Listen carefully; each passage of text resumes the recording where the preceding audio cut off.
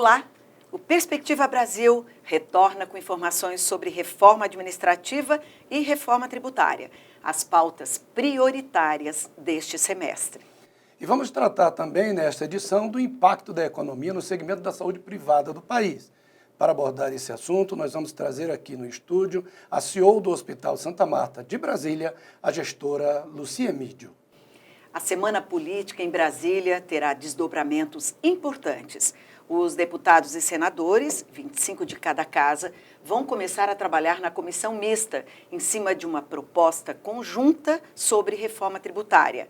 Ainda a marca a paternidade dos congressistas, enquanto não chega a proposta do governo. E a meta dos congressistas, tanto da Câmara quanto do Senado, é de uma aprovação até abril deste ano. Mas qual será a tendência? Unificação dos impostos federais e os impostos estaduais e municipais, como ficam? Esses serão assuntos para o professor e analista político e economista Ricardo Caldas. Bom, o relator da comissão mista, deputado Aguinaldo Ribeiro, do PP da Paraíba, já externa a complexidade dessa reforma, mas vislumbra um impacto positivo tão importante para a retomada da economia e defende que não pode ser apenas focada essa reforma nos impostos federais. E aí a gente gostaria de ouvir um pouquinho esse detalhamento. Como fica PIS, COFINS, ICMS, né? Conforme já foi colocado pelo Conselho dos Secretários Estaduais, esse assunto realmente tem que ser detalhado e com muito cuidado, né, professor? Muito obrigada pela presença. Eu que agradeço o convite. Essa questão de reforma tributária no Brasil é muito antiga e havia muita reação do governo, especialmente na época do secretário Everaldo Maciel, que é uma pessoa bastante conhecida, que ficou muitos anos à frente. A visão do governo era justamente contrária a qualquer tipo de reforma tributária. O lema principal do governo, então, era time que está ganhando não se mexe. Então, o governo é uma máquina arrecadatória, isso aí é inegável, e, do ponto de vista de arrecadação, funcionava, que era a preocupação central do governo federal. Só que esse excesso de tributos, excesso de impostos e tudo isso começou a tornar o setor econômico privado, né, menos competitivo, tanto domesticamente quanto em termos de exportações e qualquer tentativa de abertura de filiais no exterior para colocar nossos serviços ou produtos lá. E também, com a abertura da economia brasileira, especialmente a partir dos anos 90, a gente começou a sentir mais essa questão da defasagem do nosso sistema tributário. Só que... Pesado também, exatamente. Né, professor? A grande questão é, como aquele lema, né, quem vai colocar o guiso no gato? Né? Quem é que vai começar essa reforma? Então, ninguém se animava. Agora, no atual governo, há uma visão de que é necessário. Coincidentemente ou não, ou talvez fruto de uma construção, no Congresso, nós temos já a formação de um consenso acerca da importância da reforma tributária. Resta saber de qual reforma que nós estamos falando. Então, as pessoas entendem a reforma de diferentes perspectivas, tá certo? E aí, então, o que resta saber é como será a cara dessa reforma, né? É claro que para o governo federal é muito mais fácil alterar impostos federais. Porque se você começa a mexer nos impostos estaduais, você traz os atores estaduais para a discussão da reforma também e traz também junto, evidentemente, a oposição, né? Então, por isso que a ideia do governo era começar pelos impostos federais. As contribuições, PIS, COFINS, etc., contribuição sobre lucro líquido, etc., isso também onera o setor privado. Mas o governo gosta delas e não quer mexer com elas. Por quê? Porque pela Constituição, as contribuições arrecadadas, ele não precisa dividir com estados e municípios. Elas não integram o Fundo de Participação dos Estados, nem vai para o Fundo de Participação dos Municípios. Ou seja, é o imposto do governo para o governo, né? Então, quer dizer, ele fica com 100% da torta, do bolo, só para ele. Então, essa aí ele não quer mexer. Só que essas contribuições, na minha opinião, elas são extremamente prejudiciais ao setor produtivo e precisam ser discutidas também. Mas, se nós começarmos imediatamente com uma simplificação, evitando, por exemplo, redundâncias de impostos, o Brasil sempre foi muito eficiente nisso, ter 3, 4, 5 impostos sobre o mesmo tema, com outros nomes. Se a gente conseguir reduzir esse número de impostos para poucos impostos, a gente poderia ver melhor como seria a verdadeira carga tributária. E aí uma proposta que ganhou mais ou menos aceitação dentro do Congresso, entre as várias que circulavam lá, é a questão da criação do VAT, né, que é muito similar ao imposto norte-americano, né, sobre circulação de mercadorias e a redução de impostos. Os Estados Unidos vive com menos de 10 impostos. Se a gente for somar no Brasil todos os impostos, contribuições, tarifas e tal, a gente chega a mais de 100. Professor, você... Mais de 100. Mais de 100. Observando no contexto político, sendo 2020 um ano político, você não acha que as propostas do Executivo e as tendências de proposta no Legislativo pode haver aí, ganhar um contorno de deformidade em seu objetivo, em se tratando de ano político? Não, na minha opinião, a questão do ano eleitoral, ele vai afetar mais, na minha opinião, a discussão da reforma administrativa do que a da reforma tributária. Porque a reforma tributária, ela só tem mais ou menos um consenso dentro dos partidos. Seja os partidos conservadores, seja os partidos mais de centro-esquerda ou de esquerda, todos eles têm governadores eleitos, que vão desde o partido mais conservador, vamos dizer assim, o PSL do presidente, né, até o PCdoB. O PCdoB governa o país, no Maranhão. Então vejam que esse assunto interessa a todo mundo. A Previdência interessa tanto ao governo federal quanto aos governos estaduais e governos municipais, naturalmente. Precisa. Impostos não é diferente. Você tem a questão do governo federal, claro que está preocupado com isso pela questão do déficit federal, que é muito grande, né, em torno de 100 bilhões de dólares, mas você tem os governadores estaduais tentando fazer um trabalho, alguns seriamente, né, talvez a maioria, mas que não sobra recursos para novos investimentos. O dinheiro vai apenas para manter a máquina, ou seja, pagar os funcionários estaduais, né, que sempre tem uma demanda de novos aumentos, novas, né, reclassificação de cargos e salários e tal, inviabilizando, e muitas vezes, uma iniciativa nova que poderia ser alguma coisa positiva de um governador, mas ele não possui recursos para isso. Então, os governadores têm interesse, sim, da mesma forma que os prefeitos. Então, o fato de ser ano eleitoral, na minha opinião, não prejudica a discussão da reforma tributária, mas prejudica diretamente a da reforma administrativa. Professor, eu já ouvi uma discussão de que não se mexeria no simples. E a preocupação seria realmente nos serviços, onde exatamente a população de mais alta renda, vamos dizer assim, gasta mais, ou a empresa, quer dizer, se volta mais. Então, é no patamar mais alto. Como é que isso poderia ser para que a gente tivesse também uma forma mais justa de cobrança de impostos? Eu digo assim, agregando, por exemplo, como imposto de renda. Quem ganha mais, sobre ele, recai mais. Então, o imposto de renda é um dos grandes mitos, né? Um dos grandes, vamos dizer assim, uma das grandes vacas sagradas, talvez, do sistema tributário brasileiro. Você não consegue ter um imposto de renda realmente progressivo no Brasil. Nosso imposto de renda não é progressivo. Quem paga imposto de renda no Brasil é a classe média, basicamente. Então, quando surge uma proposta para elevar a alíquota do imposto de renda para chegar a 35%, chegar a 40%, chegar a 50% em algumas faixas, aí então essa discussão ela acaba, ela é encerrada, é um não-starter, ela nem começa a progredir. E é muito mais fácil, quer dizer, porque ela mira atores que são altamente mobilizáveis, conscientes do que estão fazendo e de como vão ser impactados, de como contribuem, né? São formadores de opinião, então eles se mobilizam. E aí a própria classe, me permita dizer isso, a própria classe jornalística também acaba sendo afetada, né? Porque muitos dos âncoras têm salários elevados, seja como pessoa física, seja como pessoa jurídica. Então essa discussão acaba que não interessa aos atores. Por outro lado, é muito mais fácil você aumentar o imposto indireto.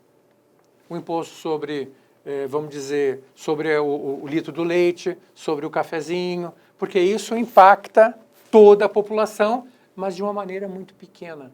Então isso a gente, em ciência política, a gente fala que quanto maior é o impacto, quanto mais você é afetado, mais você tende a reagir.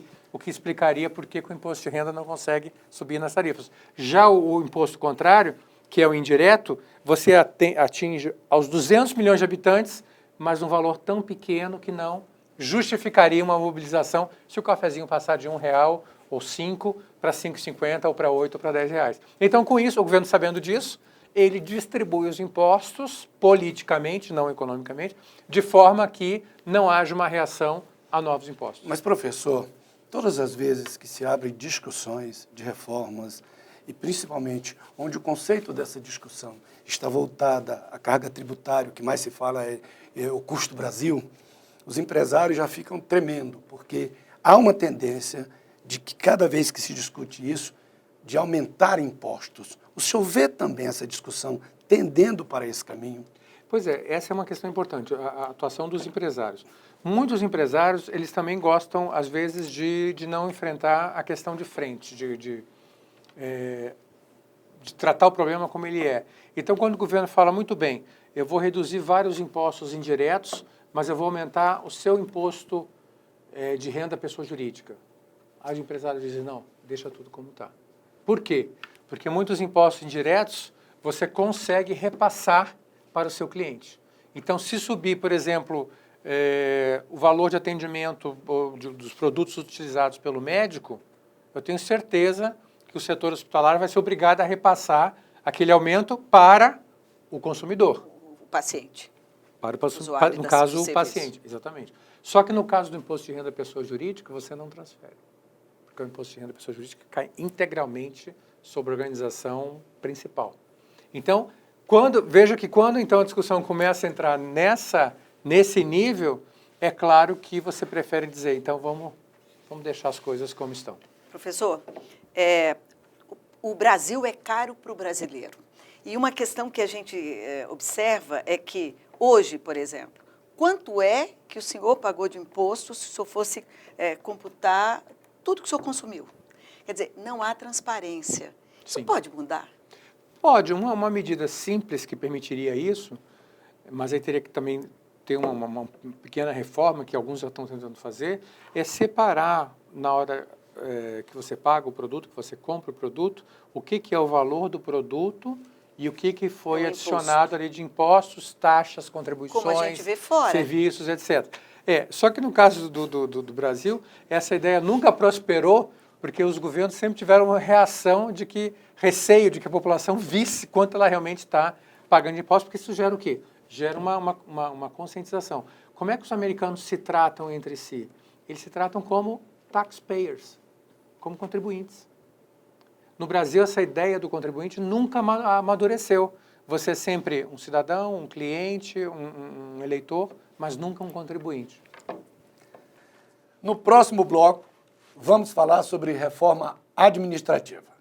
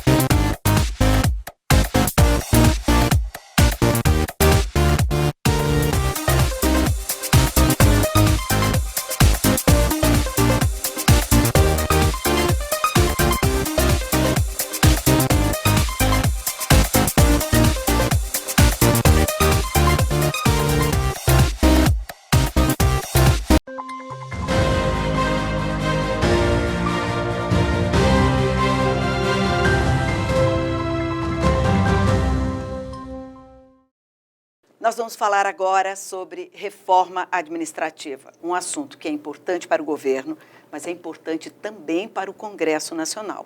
Professor, um ano eleitoral. Então, na minha opinião, uma discussão sobre reforma administrativa, especialmente quando tem que ser uma PEC, né? Precisa mudar a Constituição. Em pleno ano eleitoral é meio suicídio. Eu acho muito difícil ser aprovada por um motivo muito simples. A maioria dos atingidos são eleitores. Então, hoje nós vamos ter eleições, tudo bem que são eleições locais, mas toda eleição gera uma mobilização. Então, o governo vai ter os servidores mobilizados contra essa reforma, especialmente porque ela toca em pontos muito polêmicos. Direitos assegurados, então, teto, né? Então, aí é que começam as discussões. O governo já entendeu que tentar mudar artigos existentes, garantias, como são chamadas, né, direitos adquiridos, etc., ele vai perder a batalha. Então, o que o governo está fazendo?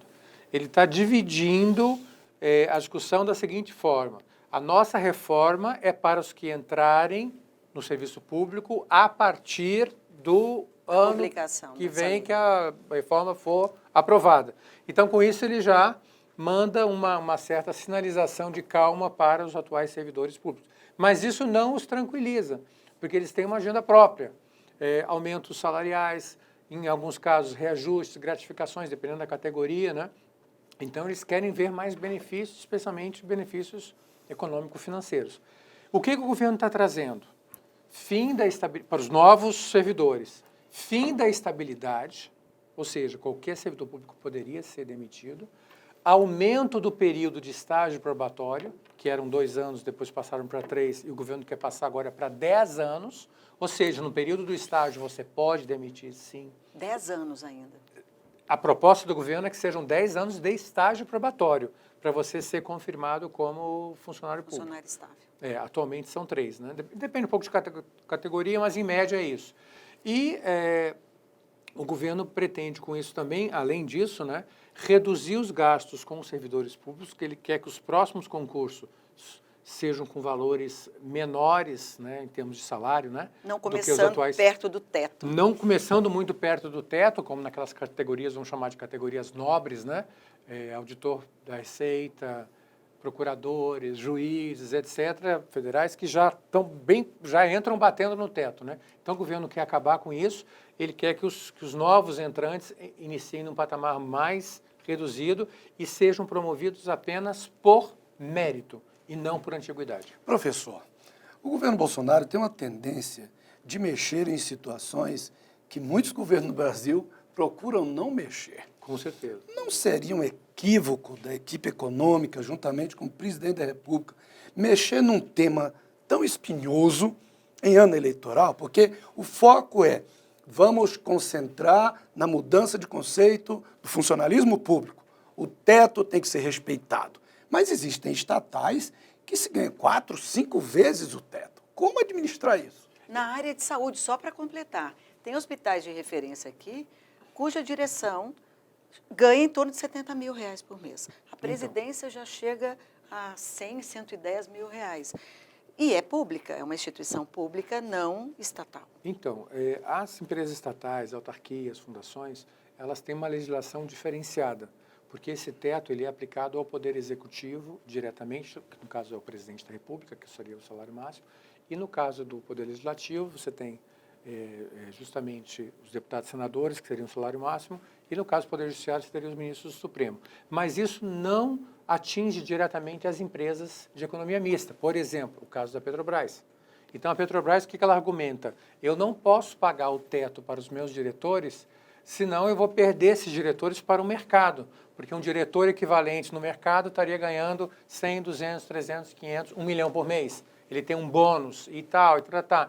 Então, as empresas estatais ou de economia mista, né, elas ficam de saia justa, porque em alguns momentos, quando interessa, elas são mercado, como no caso dos salários, né, mas na hora de buscar investimentos, elas querem ser empresas públicas para ter acesso a recursos do Tesouro sem ter que pagar nenhum retorno sobre ele, como se fosse um fundo perdido.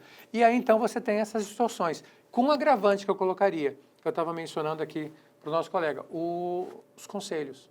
Então, muitos desses diretores de empresas estatais, de autarquias, de fundações, são membros também de conselhos estaduais ou federais. Mas o presidente Bolsonaro já falou de extinguir esses conselhos. Pois é. Já é algo que ele já cogita. Isso é um desejo, mas no momento o que acontece é que, além desses salários que foram mencionados... Tem mais de 200 conselhos. Sim. E sem os conselhos, professor, muitos desses gestores já teriam saído do serviço público, porque os conselhos são eles que garantem aquele rendimento aquele valor extra. Então, se você for somar o que eles recebem como salários, participação nos lucros, salários indiretos e participação em conselhos, às vezes a participação no conselho é maior do que o próprio salário dele. E a lei não veda isso, a acumulação, e ela não entra no cômputo do cálculo do limite. Sendo que também a lei permitia, até algum tempo atrás, não sei se ainda permite, que a mesma pessoa participasse de 2 ou 3 ou 4 conselhos diferentes e recebessem todos eles. Então, isso acaba, claro, gerando uma acumulação e um super salário para alguns sortudos, né, dentro do serviço público. Eu queria lhe provocar. Um dia eu fiz uma abordagem informal para um grande consultor da AGU. E eu coloquei essa questão. Como pode, como o senhor falou, economia mista, instituição, fundação, por exemplo, a Rede Sara, né, que era a fundação de uma associação. E ele disse assim, olha, essas referências salariais, elas necessitam serem visibilizadas, revistas também, porque o bolo é único, é o orçamento da União. Esse foi a opinião de uma pessoa da AGU. Não, mas eu concordo. Agora, eu faço uma outra provocação, então. Por que a gente precisa de tantas estatais? A Petrobras, no ano passado, fez uma coisa muito inteligente, na minha opinião. Ela reduziu a participação dela na BR Distribuidora, tornando a BR realmente uma empresa de mercado, embora a Petrobras continue acionista dela, inclusive individualmente é a maior acionista, mas ela está levando agora a BR Distribuidora para sentir o gosto do mercado. Então, em vez de 20, 25, 30 diretorias, agora vai ter 15. Então, já o grupo controlador agora, do qual a Petrobras é apenas um deles, né, mas tem fundos de pensão, etc., está revendo uma série de práticas que eram consideradas normais no passado, mas que no mercado não são aceitáveis. A Petrobras também vendeu a TAG, que é relacionada com o transporte de gás. E com isso ela teve uma receita extra, os papéis da Petrobras subiram, porque os acionistas e pessoas que passaram a comprar papéis da Petrobras viram que ela estava sendo administrada de uma maneira eficiente, voltada para o mercado e não como um órgão público. Eu quero lhe provocar, assim, de uma forma, eu sou cética com relação a essa questão do teto. Pode-se esperar que realmente o valor máximo de salário seria 39.200, que é hoje o que ganha o ministro? Professor, deixa eu aproveitar essa provocada da Claudinha para dar um pouquinho mais de molho também ainda nessa história de teto. Ora, se tudo isso for difundido e a gente chegar no teto como ponto central da discussão e definição de todo esse projeto do Executivo, não vai haver uma debandada de gestores públicos para iniciativa privada? Não mudaria, eu agrego, aproveitando o teu gancho, não mudaria o perfil, por exemplo, do funcionário público, aquele que investe tudo que pode pensando numa carreira, e essa carreira, muitas vezes, ela agrega o quê? Tanto conhecimento que ele seria até imprescindível. Veja bem, eu nunca ouvi falar de falta de candidatos em concursos públicos. Então, certamente, vai continuar a haver uma grande demanda. Agora, é claro que se você reduz o valor de entrada no serviço público, que é a proposta do governo, muitos profissionais que se julgam mais preparados, em condições de obter um salário melhor no setor privado, irão diretamente para o setor privado, sim. Aí vai ser uma decisão individual de cada ator, de cada indivíduo. Ou eu entro para uma carreira pública ou eu vou para o setor privado. Cada uma delas tem vantagens e desvantagens. No setor privado, especialmente São Paulo, Rio, Minas, né, você ganha mais, mas em compensação você tem uma incerteza maior.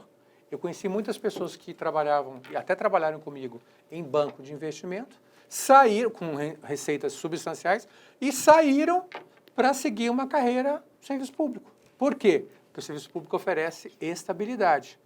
Hoje. Só que com a mudança não oferecerá mais. Então, cada pessoa vai ter que fazer a sua escolha. Agora, pessoas preparadas você obtém... Mas aí, na verdade, professor, em minha compreensão, o senhor está considerando o olhar do gestor público no conceito das pessoas que buscam essa oportunidade. Mas eu queria olhar pelo lado do governo, que precisa de ter gestores com alta competência, até para manter e melhorar cada vez mais o nível do serviço público. Não ficaria o governo muito suscetível? Não, veja bem, as qualificações para entrada, eu entendo que elas não vão diminuir. Então, você tem hoje, dependendo do cargo, né, você tem cargo superior, tem casos em que o cargo superior não era imprescindível, mas que foi exigido, é o caso dos policiais aqui do DF. O Distrito Federal é o único estado da federação que exige o curso superior para entrar na carreira de segurança, o que não é a prática nacional, é uma exceção. Então, o que é necessário para você ter uma carreira bem-sucedida e atender à expectativa do governo tem que ser definido na hora do edital, no momento do edital. Ou seja, eu tenho que ter certeza de que o que eu estou exigindo é o necessário e eu vou obter por meio do concurso público. Professor, esse assunto rende muito. Só Com está certeza. começando a discussão. Espero contar com o senhor na próxima edição desse programa. Pode contar. Muito obrigado pelo convite. Obrigada. No próximo bloco, vamos falar da saúde privada no país.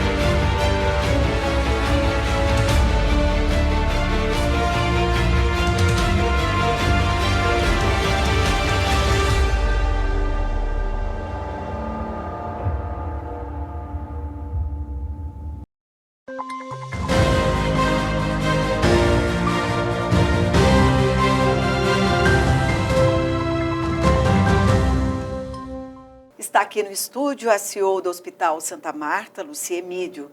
Luci, muito obrigada pela presença. Nós estamos em plena discussão no país de uma ampla, pelo menos é a expectativa, reforma tributária. E a minha pergunta é: de que forma que essa reforma tributária poderia afetar a saúde privada no país? Bom, Cláudia, inicio agradecendo a oportunidade por estar aqui falando da saúde privada no Brasil e seus reflexos. Como qualquer setor de prestação de serviços, eu acho que qualquer reforma, qualquer coisa que acontece no governo, de forma geral, afeta diretamente a nossa prestação de serviços, né?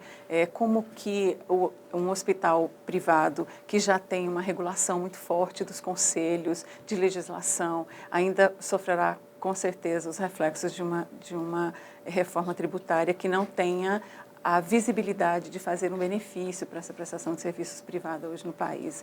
Então, assim, é um setor que emprega muita gente, né, que tem uma responsabilidade social muito forte, porque a gente assume uma carga de assistência que auxilia o serviço público, com certeza, e tudo nosso, tem muita coisa que é importada, né, tem muitos serviços que são feitos por profissionais altamente qualificados. Isso certamente terá um impacto bem expressivo nas nossas contas no orçamento anual, com certeza. Eu poderia fazer essa conjectura, porque quanto maior a tecnologia, a aplicação nos serviços, maior é o custo final. Então, já se objetiva nessa reforma os serviços e se vislumbra também o poder aquisitivo maior. A saúde pública, a saúde privada pode sofrer reajustes? O que vai acontecer, no meu entendimento, nesse caso? A tecnologia ela será sempre necessária, né, para a gente poder fazer as inovações necessárias para uma assistência cada vez mais qualificada, de segurança para o paciente. O fato disso tornar mais caro os serviços prestados vai sofrer um impacto muito importante na conta das operadoras, porque já não é muito fácil os hospitais terem a remuneração justa dos seus serviços, porque isso também impacta na operadora, que na verdade... chama os planos de saúde. Os planos de saúde. Operadoras de planos de saúde, convênios, que a gente pode dividir em autogestão, em seguradoras, nesses planos CARDs que se tem. Então, assim, essa conta também, ela fica cara para a operadora e que muitas vezes, um serviço hospitalar, por exemplo, ele tem na sua composição cerca de 37% dos seus custos com pessoas. E cada vez mais pessoas precisam ser treinadas nas novas metodologias, nas novas tecnologias, nos novos modelos de gestão. Então, assim, isso tem um impacto direto na nossa conta também. Veja só um exemplo. Material e medicamentos, hoje, eles compõem uma receita de um hospital em cerca de 45% a 50%. Se a gente tem um valor agregado nesses materiais, e cada vez isso vai ficando mais caro, até porque a gente também trabalha com muito material importado. Por exemplo, agora a alta do dólar. Isso impacta muito nos nossos serviços, porque tem muito material que tem uma origem de importação. Então, veja, os hospitais privados, eles se equilibram, né, nessa conta que é uma remuneração que às vezes não é muito justa por parte das operadoras, que também sofrem os impactos, eu diria assim, da economia. Porque quando você tem um segmento que ele demanda muito usuário e que tem um corte, uma retração na economia desse segmento, os hospitais, os planos de saúde são afetados diretamente nisso. Você está falando dos planos de saúde e no impacto considerando o serviço de empresa para a empresa. Mas é que naquele paciente que o pagamento é particular, o custo fica ainda muito maior, fica mais sacrificado para essas pessoas. O que acontece, Anchieta, é normal hoje os hospitais privados terem uma fatia muito pequena desse usuário completamente particular. Né? Então, acaba você não tendo muita diferença assim, num preço para esse paciente. Por quê? Como eu disse, os hospitais eles seguem uma orientação de tabelas para serem aplicadas. Né? Seja numa negociação direta com convênio, com as operadoras, com os usuários de planos de saúde, e seja num paciente completamente particular. Então, assim, é muito comum o hospital não sobretaxar um paciente que tem um pagamento completamente particular. Luci, a saúde no Brasil é muito cara. O governo não dá conta de fazer todos os atendimentos. Eu faço um paralelo com a educação. O governo hoje compra vagas de escolas para poder atender a demanda. Eu não vejo uma forma igual no conceito da saúde. Sendo o hospital privado o melhor apoio do setor da saúde pública, de que forma isso poderia, numa relação da gestão privada, num acordo com o governo, de que forma isso poderia modificar o cenário? O que acontece hoje? A gente costuma dizer que saúde, né, é o bem mais precioso de uma pessoa. Então, em sendo assim, há também uma fonte de recursos muito importante que precisa ser destinada para esse bem. E aí, quando eu falo de uma fonte de recursos, eu também falo da questão da contribuição do próprio indivíduo para esse bem maior dele. Então, eu falo assim, que a assistência primária, né, a saúde primária, ela oferece, assim, e ela é muito de impacto numa conta final de um paciente hospitalizado, de um paciente que procura os hospitais. Então, qual seria uma contribuição que eu penso que a saúde pública poderia ajudar a saúde privada? Seria alguma coisa nesse sentido, desenhar programas e ter projetos em parceria com a saúde privada, numa questão, eu nem diria que fosse uma parceria público-privada, mas que os hospitais privados tivessem algum tipo de incentivo para que eles pudessem investir numa atenção primária da saúde. Olha, muito importante o que a Anchieta colocou, e me veio a questão de UTI e pronto atendimento. Quantas e quantas inúmeras vezes nós assistimos, né, pessoas à beira da morte num hospital e esperando um leito, ou de um pronto atendimento, ou UTI. E isso, concretamente, como é que poderia se dar quando a senhora fala em plano? Como é que isso poderia ser desenhado? Porque uma UTI de hospital público, quer dizer, as UTIs, o quantitativo é bem menor. Nos hospitais privados, há uma disponibilidade maior. Como é que poderia se dar isso? Aqui em Brasília, a gente já experimentou de certa forma, um contrato de prestação de serviços com a rede pública para atendimento de pacientes de UTI. São pacientes que são oriundos dos hospitais públicos, que passam por uma central de regulação e que eles chegam a uma assistência privada. São pacientes que chegam numa situação de vida muito comprometida. Então, os hospitais, quando nós tivemos no Hospital Santa Marta esse contrato, nós dávamos a assistência que o paciente precisava, independente se ele era de uma rede pública ou se era um paciente particular ou privado. Então, veja, eu acho que o compromisso do governo em fazer isso acontecer junto com a gente, mas teria que ter o compromisso da contraprestação de serviços, que é o pagamento por essas diárias. O que não acontece de uma forma muito regular, isso coloca o orçamento do hospital privado, muitas vezes, em muitas dificuldades de caixa, porque não tem esse pagamento efetuado dentro dos limites ou dos prazos estabelecidos. Um pouquinho, eu queria só ver, então, se talvez aumentar, Anchieta, esse orçamento visando uma situação como essa, quer dizer, ou situações que são emergenciais. Sim, e certamente, olha, a saúde privada hoje, principalmente aqui no DF, consegue atender o serviço público não só nas UTIs, mas a gente conseguiria atendê-los nas filas de cirurgias que hoje são extremamente eletivas, caras algumas, para o governo do local, e a gente poderia fazer uma parceria para poder tirar esse paciente de uma fila, sendo que seria muito mais em conta, talvez, uma conta mais detalhada e publicamente reconhecida de valor aceitável. Então, assim, veja, recentemente nós tivemos uma experiência, assim, um paciente fica, às vezes, no hospital público, 30 dias esperando uma cirurgia que ele tem alta no outro dia. Que essa conta para ele, com certeza, ficou muito mais cara do que se ele tivesse investido numa parceria com a rede suplementar do DF.